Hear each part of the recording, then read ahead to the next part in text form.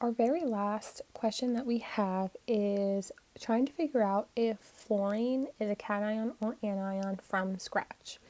And so for this question, I didn't give you any guiding questions to help you get to the answer. I wanted to see if you could do it on your own. And so our element that we were looking at is fluorine.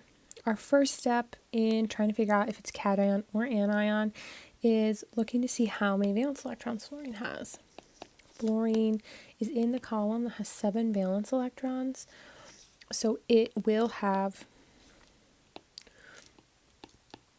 7 valence electrons. Our next step is trying to figure out how it will meet the octet rule. And because it has 7 valence electrons, it is more than 4. It is going to gain electrons to get to 8.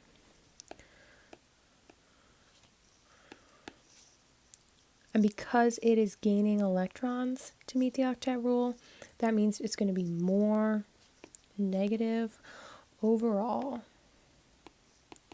And atoms that are more negative overall are called anions.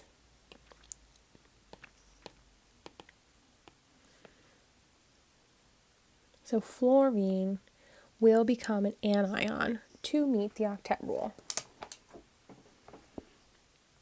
And so when you are finding if it's cation or anion from scratch, you have to look at the valence electrons, look how it will meet the octet rule, and then determine if it will gain or lose electrons.